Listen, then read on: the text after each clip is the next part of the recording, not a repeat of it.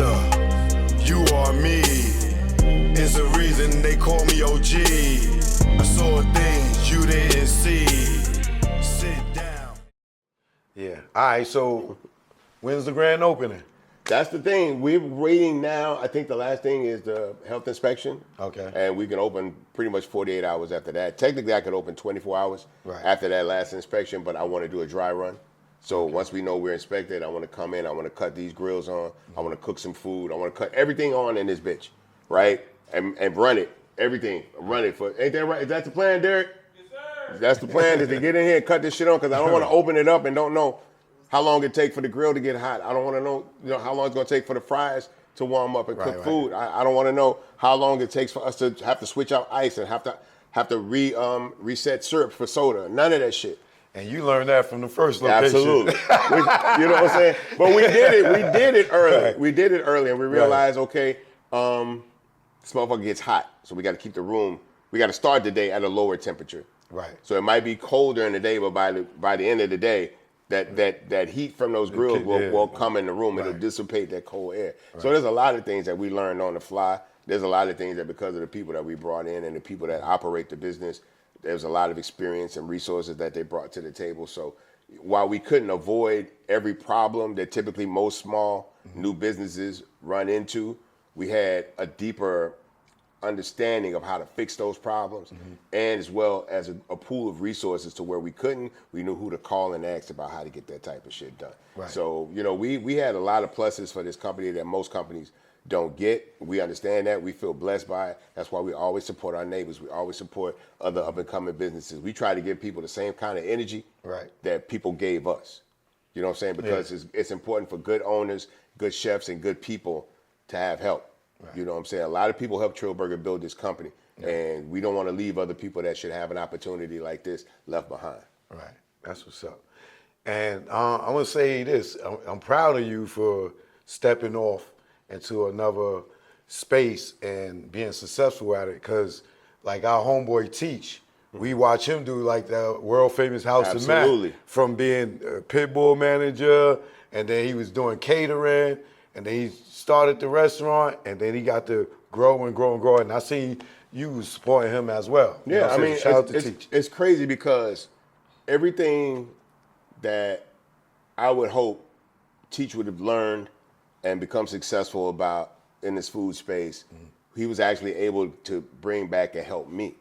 So I just wanted to help him chase his dream, right? Which was new for both of us, the idea of doing something like that. But I knew the brother could cook, and I knew he was a determined brother. Right. So I tried to support him and encourage him the whole way. And then maybe 2-3 years later, turn around, I'm in that same space. Right. And now he has all this learned information already to share with me. The biggest thing he did was incorporate HR into my company very early. Oh, really? Yeah, he was the one that was like, you need HR, you need this handbook, you need this, this, and this.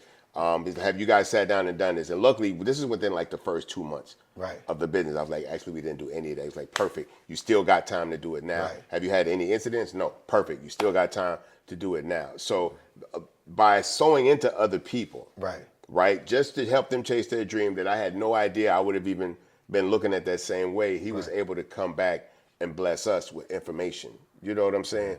So now we're both business owners in a space that 10 years ago you couldn't have told either of us we would have been in. You know what I'm saying? And y'all thriving. And I'm sure he's helping other people, I'm helping other people. And that's how you build a community. So once you feel like you really got this nail, can people come to you and say, yo, Bon, I want to open a restaurant. Can you consult me? Like, would you take on that? No, we're actually doing that right now. Like me and one of my partners, Andy Wynn, we're actually consulting with a couple of other people about projects that they're trying to do. That's how Andy's business, Andy's interest in the food space came. Andy was in the clothing industry, and he had a friend that was looking to open a business and didn't have much experience. And Andy didn't really have a lot, but he had some. So they kind of got together, helped each other, and they built a great company. They opened up maybe, I want to say 30 plus doors, if not 40 doors of After's Ice Cream. And then another friend came and said, hey man, I'm doing this. You think you can help me? Because I know you know some things. And then another friend, and now you're co-owner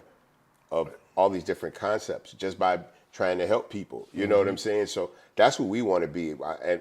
We don't have to be a partner in your company to help you with Right. your company. Right. You know what I'm saying? But if you're looking for people to come in and actually help you hands-on build the company, we're more than happy to take our level of expertise and our pool of resources and bring that to the table. And if there's a way to find either equity or some kind of financial stake in this company, we're more than happy. But we're active. People can look at my input and my activity with this brand. I'm very hands-on. And you can hear when I talk, you can hear the passion. You can see the purpose that I believe in for this company. And if you have a brand that I think we have things that will lend itself to your company being successful and you're opening to us be a part of it, I will bring that same passion and purpose to your company too. Because I feel like I'm a very good judge of character for the most part. It's never gonna be perfect. You're eventually gonna do business and enter places with people that are not the type of people you should be in business with. We went through that very early. We're very lucky that a lot of the roughest things that could happen and crush a company in the first year and 2 years, we were able to kind of get above that. But as we scaled it to from 1 door to 4 doors to 10 to 12, there's going to be new obstacles, right? There's going to be new pressures because at some point we're going to start stepping on toes. Yeah. Right. As we open up more and more doors around town and start, infringing on what other people feel is their territory. Right. There's going to be some issues. You know what I'm saying? Yeah. Bad reviews are going to come up, complaints to the health department, all that type of shit. And these are things that have existed in business for decades. This is nothing new. Right. We just have to know as a team how we can get past these things, be smart enough to recognize these things as soon as we can see them. And when we don't fully understand them, be smart enough to ask for help. Choke no joke at Trill Town. You know what it is. Got that Trill lemonade over here.